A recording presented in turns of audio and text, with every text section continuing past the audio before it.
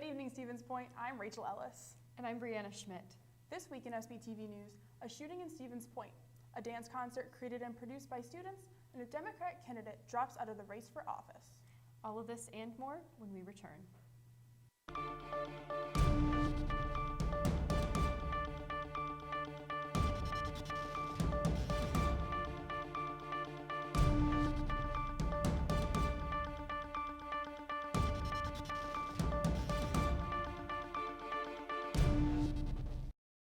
Shots were fired at a hotel on Division Street on Thursday, November 28th. The Stevens Point Police Department reported that a 24-year-old male suspect was taken into custody at the scene and has been identified as Christian Mardiaga Martinez. The male victim that had been shot multiple times is still being hospitalized but is in stable condition. Martinez remains in custody at the Portage County Jail with charges of attempted homicide and criminally endangering safety. Police later discovered that there were 4 people in the hotel at the time of the shooting. However, the hotel is under construction and not open for business.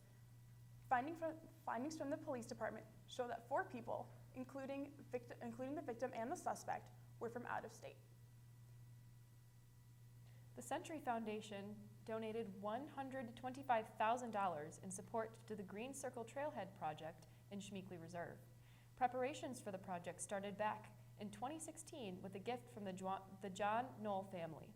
Since then, numerous local families and organizations have donated towards the cause. The design for the new trailhead was developed by the Rettler Corporation of Stevens Point and Alliance Architects of Minneapolis. It includes an open-air shelter with a stone fireplace, a gathering plaza and kiosk, an overflow parking lot, and a new restroom building. The CEO of Century Insurance, Pete McPartland, commented on the donation, stating that the company and its employees are glad to support the community and they are excited to see the new trailhead facility being built. Construction is scheduled to begin next spring and is expected to be completed in October of 2020. For more information on the Green Circle Trailhead project, visit the UWSP website. Edward's Greatness of Giving comes to Stevens Point. Breanna Schmitt has more on the story. This holiday season, a UWSP student is giving others the opportunity to give back. Basically, the essence of Edward's Greatness of Giving Back is leaving an imprint and sharing love and bringing different cultures together to give back to the community. Edward Rogers, the founder of Edward's Greatness of Giving Back, has decided to branch out his nonprofit from Milwaukee to Stevens Point.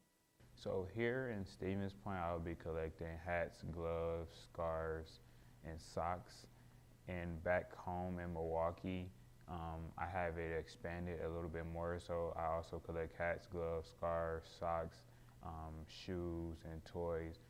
Partnering with Residential Living in Case, there are donation bins in each residence hall, one in the cupboard, and one in the TLC. It can be gentle used items, new items. If someone has something that they made, they can drop it off. Anything helps. With how cold the weather gets in Wisconsin, any donation of hats, scarves, gloves, or coats can make the difference for someone in need. With SPTV News, this is Breanna Schmitt reporting. If you have gently used winter items and you need to give back this holiday season, you can do that by dropping off donations at any residence hall at UWSP, the cupboard in the DUC, the TLC in Albertson Hall, or at the Residential Living office. World Soil Day was on December 5th, and the College of Natural Resources celebrated for the first week all week in December. We sent Austin Lepak to dig into one of the events in honor of the occasion. Since 2013, the world has declared December 5th as World Soil Day to commemorate the foundations of our ecosystems, and UWSP's natural resource departments have joined in on the celebration. To honor World Soil Day, it held events throughout the week, including a guest lecture on Tuesday night by Andrea Williams, a federal employee who shared her experiences on a soil mapping assignment in Alaska. Professor Bryant Sarenbach explains why it is so important to value our soils. We've seen that when soil quality degrades, our food will degrade, and our water quality degrades. So the connection to us as a successful society is really important. Soils really underlie that. And it isn't only our food that soil helps preserve. Bryant argues that in order to combat climate change, everyone has to come together to protect our soil. And the soil is this fragile layer surrounding the earth, and it's often this degraded layer as well too. And if we really want to ensure for many generations to come that we do have clean water, and we have high quality food, and we have a healthy functioning atmosphere, all of that is not going to be possible unless we're working towards better soils across the planet. And by holding these events to inform the public on the importance of soil, the Natural Resources Department hopes to plant the seed of a brighter future. I'm here at the College of Natural Resources. For SPTV, I've been Austin Lepak. Back to you guys in the studio. Thanks, Austin. To find out more about World Soil Day, visit the Society of Soil Scientists website, and to find out about future College of Natural Resources events, visit their spin page. The Museum of Natural History and Students of History 391 are putting together an exhibit celebrating the history of fly fishing within the Stevens Point community. SPTV's Zahn reels in a closer look. On Thursday, December 12th, students can partake in the Museum of Natural History's exhibit, Casting Legacy. The exhibit will feature projects produced by the students of the History 351 class. The project is actually twofold. There are 2 historical documentaries that students in History 391 are creating, as well as an exhibit here at the museum related to the legacy of fly fishing in Stevens Point. And the projects are sort of combined, and we're having a reception where we're going to screen the documentaries as well as have an exhibit debut here at the museum. We are going to screen both documentaries. They're each about 15 minutes or so in length, and we'll also talk a little bit about the project and the inspiration behind the 2 documentary films. Then everyone is welcome to head over here into Albertson Hall on the 1st floor, where we're going to have a reception in the lobby and have a chance to take a look at the exhibit. Sarah mentions how the students of History 351 were able to produce their projects for the exhibit. The inspiration for it actually came from a student who wanted to do an exhibit about the legacy of fly fishing because Stevens Point was the fly tying capital of the world at one point. Students in the historical documentaries class they wrote the script, they did the research, they conducted interviews, found footage for the 2 documentary projects, one that's also about fly fishing and another about the Fox Theater and its uncertain fate in downtown Stevens Point. She also discusses the contributions that were made toward the students' projects. We actually received numerous interviews from community members, ranging from the mayor to faculty members here at UW Stevens Point. In addition, several family members, particularly of the fly fishing community, donated artifacts to actually put on display in the exhibit. I'm Zahn reporting, and this is SPTV News. For more information, please visit the Museum of Natural History's Facebook page. Tired of your wardrobe but don't have the money to go shopping? Students for Sustainability have partnered with 350 Stevens Point to hold their upcoming clothing swap in the DUC Encore Room.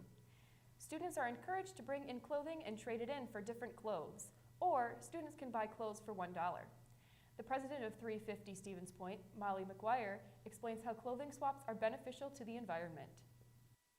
The fashion industry is actually the 2nd most polluting industry in the world behind the oil industry.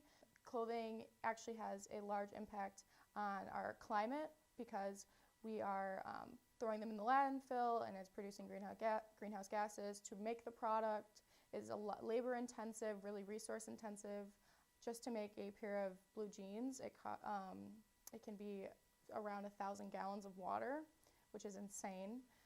Our whole goal is to focus on mindfulness and to show that you don't have to get all of your clothes new and that there's a lot of other options. Any clothing that we have remaining will actually be put in the backpack, which is a free store in Nelson Hall for students. It has coats, cups, dishware.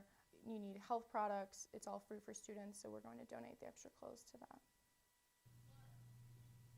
The clothing swap will be held December 10th to the 12th from 10 a.m. to 2 p.m. in the Encore. The College of Letters and Sciences is gearing up for the 4th installment of the 2019 to 2020 Community Lecture Series, Understanding Society Through Science Fiction. As the title implies, this session will explore the predictive power of science fiction media in foretelling our society's future. It will be hosted by David Barry, an associate professor in the UWSP Department of Sociology and Social Work. The lecture will be held in the plenary room of the Portage County Library on Tuesday, December 10th at 6:30 p.m. It is free and open to the public. To learn more about the community lecture series and upcoming talks, visit their page on the UWSP website. That's all the news stories we have for you tonight. Up next, we have Michael with SPTV Sports. We'll be right back after the break.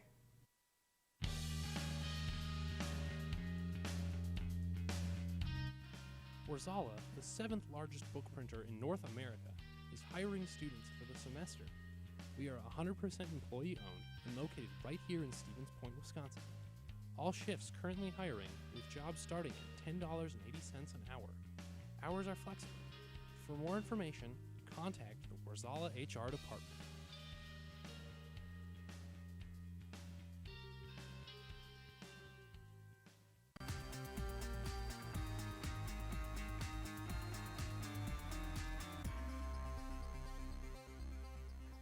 Welcome back. The UWSP men's hockey team suffered back-to-back losses at home this past weekend, losing 4-3 versus Marian University on Friday, and then falling 5-4 versus Concordia University, Wisconsin on Saturday.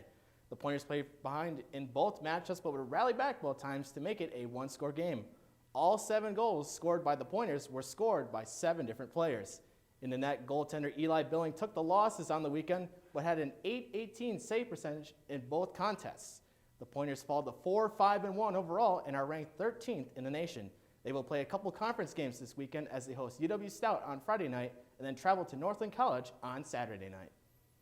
The UWSP men's basketball team won both of their games this weekend as they traveled to Virginia to play in the Christopher Newport Invitational. In their first game, the Pointers defeated Wilmington College 70-69 on Saturday, which was highlighted by a 19-point second-half comeback by the Pointers. Senior Ethan Blublitz led the team with 28 points and 18 free throws, including the go-ahead basket with 2.9 seconds remaining. The Pointers would cap off their weekend with a 61-58 win over the 11th-ranked Christopher Newport University on Sunday. Blublitz would again lead the Dogs in the court, scoring 25 points and making 9 free throws. The Pointers have started their season with a 5-0 record. They will look to continue their winning ways as they host Hope College on Saturday at 3 p.m. The fall 2019 semester has been an exciting one for Pointer sports. Multiple teams have made their way to the NCAA championships. A new program has fought its way to the university, and many students have risen to the challenge that their sport demands. SPTV's Rachael Ellis takes a look at the semester and all that the athletes have accomplished. UWSP athletics programs and athletes have seen much success on and off the field this semester. There have been many memorable moments and a few unexpected surprises for Pointer fans of every sport. I think our biggest memorable moment from this semester was homecoming night volleyball. The first set against Eau Claire went 37-35, which a volleyball set obviously normally goes to 25. So to see that team fight and keep fighting and that set go on and on and on and on was a testament to the resiliency of all of our sports, but particularly our volleyball team. From volleyball to basketball, having a younger roster does not slow down these Pointers as they continue to win game after game. I think the 5-0 start for our men's basketball team is a little bit surprising. Yes, they have 5 seniors. They all started on opening night here at Quant Gymnasium, but only one had extensive playing experience coming into this season. So if the other 4 seniors are relatively inexperienced from a playing time perspective. So to see them get off to a 5-0 start, particularly going on the road and beating number 11 Christopher Newport last weekend, has been very surprising and a very positive outcome for the program. This semester also saw the beginning of women's wrestling at UWSP. The team has garnered much media attention as they kick off their inaugural season. When we announced that we were adding the program, it blew up. I mean, a lot of people regionally, within the state, within the city, within the university were really excited about that. When we had our first home duel against Lakeland, super exciting night. Our heavyweight, or our 191, Alex Willett, got a pin that sealed the victory for us. Raucous crowd opening night. It was a very exciting moment. Congratulations to all teams for their hard work and determination. This has been Rachael Ellis reporting for SPTV Sports. Winter sports are in full swing now, and SPTV will continue to cover their teams and bring updates next semester. Moving on, the Green Bay Packers took care of the New York Giants 31-13 on a snowy Sunday afternoon at MetLife Stadium. A week after having one of his worst performances of the season, Aaron Rodgers threw for 243 yards and 4 touchdowns. Wide receiver Davante Adams caught 2 of those touchdown passes, and Allen Lazard caught 1 as well, as he led the Packers in receiving yards with 103 on the day. The Packers defense also put up some pressure on Giants rookie quarterback Daniel Jones, intercepting him 3 times. With the win, the Packers improved to 9-3 and lead the NFC North by 1 game over the Vikings. The Packers will host the Washington Redskins on Sunday, with kickoff scheduled for noon. The Paul Bunyan Axe is back with the Wisconsin Badgers as they defeated the Minnesota Golden Gophers 38-17 on Saturday in Minneapolis. The game had more than the Axe on the line, as it would also decide the Big Ten West Division. Both teams played some tough defense in the first half, but the Wisconsin offense came alive in the third and fourth quarters as they scored 2 touchdowns, courtesy of Jonathan Taylor. Quarterback Jack Cohn did his job as well, throwing for 280 yards and 2 touchdowns. The Badgers win the Big Ten West Division and are currently 8th in the college football playoff rankings. The team will travel to Lucas Oil Stadium in Indianapolis as they will face the #1 ranked Ohio State Buckeyes in the Big Ten Championship game on Saturday night. That's it for sports on today's show. Next up is Claudia Neve with entertainment. Thanks for kicking it with me. I'm Michael Wengrzyn with SPTV Sports. UW-Stevens Point is home. It's a university where professors know your name and get you involved in research. They inspire us to realize big dreams. At UW-Stevens Point, sustainability is what we stand for. Our beautiful campus encourages exploration, developing new fields, and problem solving for the real world. It's a great place to launch your career. UW-Stevens Point is home. Apply today at uwsp.edu.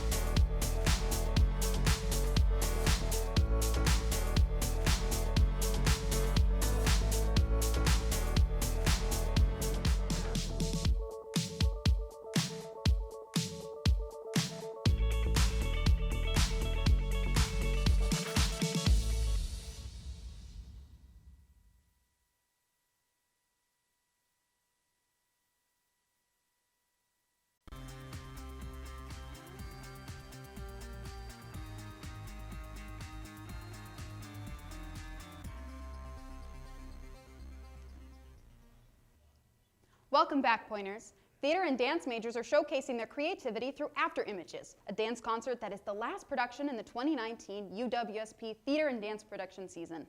After Images is not only student-created, but student-designed, run, and directed. About 22 dances have been in creation and mastered by students since the beginning of the fall semester, but only 9 dances are chosen for the December concert. The rest are shown in After Images Unplugged, a smaller production of the student choreographed content. There are a diverse number of dances that include various styles of dance. The concert premieres on December 6th to the 8th and the 11th through the 13th. There's a Q&A on Sunday, December 8th, show at 1 p.m. to talk to the choreographers about the dances in their pieces. Tickets are $26 for adults, $16 for youth, and $10 for student tickets are available in the DUC Information and Tickets desk. Marvel just dropped its first trailer for Black Widow on Disney's Twitter this past week. Refreshing your mind from the Avengers Endgame movie, Black Widow made some major sacrifices to save the universe. In the footage from the trailer, we see Black Widow assemble her crew to defeat the villain known as Taskmaster. The events take place following the 2016 Captain America Civil War and before the 2018 Avengers Infinity War. Black Widow hits theaters May 1st, 2020. Buckle up, pop culture fans! The Kardashians are getting another reality TV show with E! Network. We know the famous Kim, Kourtney, and Khloe with Keeping Up with the Kardashians, but the other side of the family who's more on the down low, the Jenners, which includes Kendall Jenner, is getting one of her own very shows with her twin Kirby Jenner, who poses himself online as Kendall Jenner's twin by parroting himself with the famous model's poses. Kirby, Kendall, and mom Kris Jenner will be the stars of the new show, Kirby Jenner. The new series will be produced by Wonderland and Ventureland in association with E! Network. It will premiere on a mobile platform called Quibi in 2020. Centertainment Production presents Breakfast with Santa on Saturday, December 7th at the UWSP Dreyfus University Center at 9 a.m. SPTV's Theo Meyer has the frosty details. Campus Activities and Student Engagement is putting on their annual Breakfast with Santa event, an event to get the community out and celebrating the holiday season. There are a lot of activities for young children, along with many activities for college students, all including a cheap breakfast. Centertainment Productions event coordinator Ben Vanderlocht elaborated on the event's plan for the social. Breakfast with Santa is an annual event that we do, and it consists of breakfast. I believe there's eggs, pancakes, bacon, and then there's various activities that kids can do as well. So it includes arts and crafts like coloring, cookie decorating, and games such as pin the nose on Rudolph. And then lastly, of course, Santa will be there. So you can sit on Santa's lap and get a good picture with him and then ask for all those great gifts that you want. So. Tickets bought in advance are $3 with UWSP student ID and $6 without. Tickets bought in advance can be purchased online or you can call the case office. At the door, tickets are $6 with UWSP student ID and $9 without. Kids 4 and under are free. The event is open to anyone. Many people attend, including Wausau, Wapaka, and the Stevens Point area. This is Theo Meyer with SPTV News. Thanks, Theo. Sounds like a great way to fill up on some breakfast and drop off your Christmas list to Santa. For more information, you can check them out on Facebook, follow them on Instagram and Twitter, or visit the Case webpage. That is all the entertainment stories we have for you this week and the rest of the semester. Coming up is Austin with Pointer Politics. I've been Claudia Neve with SPTV Entertainment. The Media Studies is a program for people who love to tell stories, whether that be in written form, visual, or audio. Media Studies is exciting because it's always fresh, it's always new. Media is at the center of everything we do. More and more people are asked to engage with media and use media. Our program really provides students with skills and techniques to be better prepared for that in the future.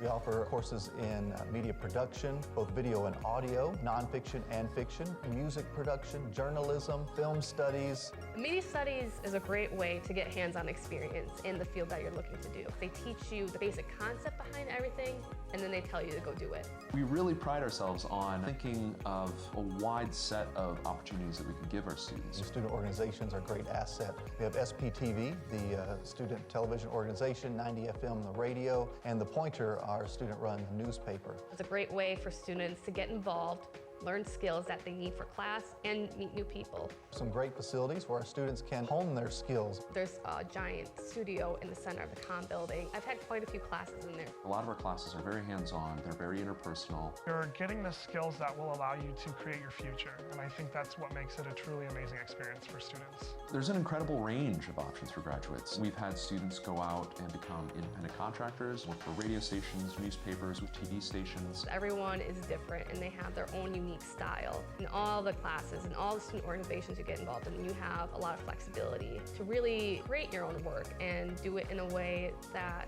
means something to you. We're excited to see what students are making and what they want to make and how we can help students get from where they are to where they want to be.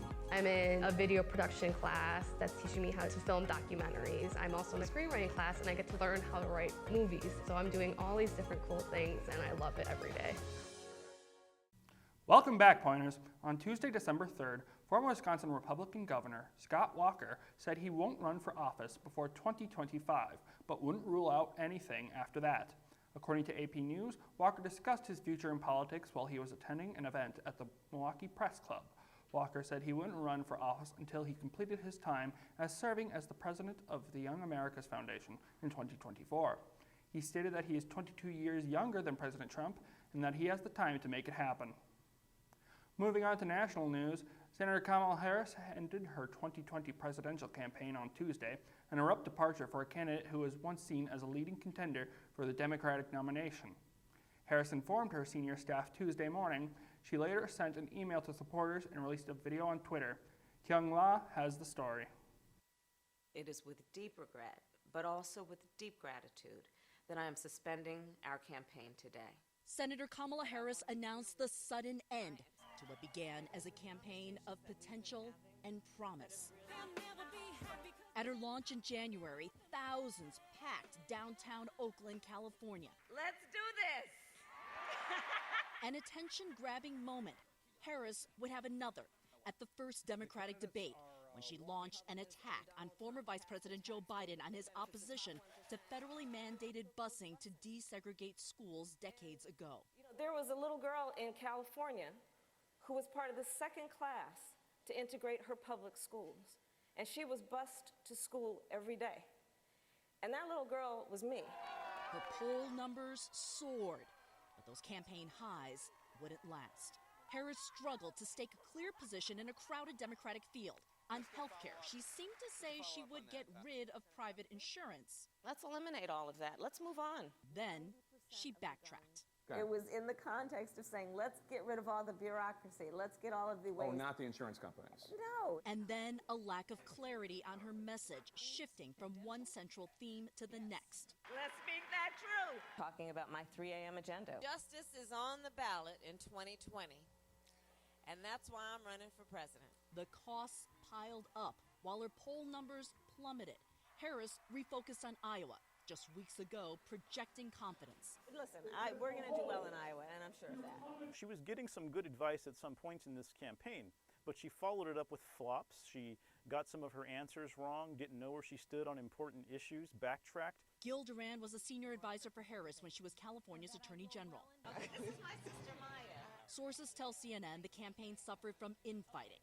Harris's sister Maya was the campaign chair, sharing a leadership role with campaign manager Juan Rodriguez, leading to confusion among the ranks. If you can't find a way to resolve tensions between one of your longtime aides and your own family member, then it's not clear why you should be put in charge of a lot more than that. I think the country was ready for a leader like Kamala Harris. I don't think Kamala Harris was ready to lead the country, but she's young and we haven't seen the last of her. In her email to supporters, Harris said though she is no longer running for president, she will do everything in her power to defeat President Trump.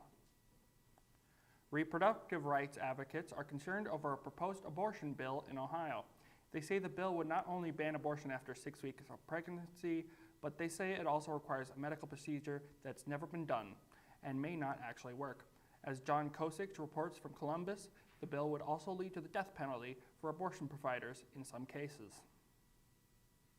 Ohio House Bill 413 is 723 pages and is catching international attention as it would make it possible to charge doctors who end pregnancies with abortion murder, facing 15 years to life in prison unless the mother's life was in danger, or in certain aggravated cases, punishable by death.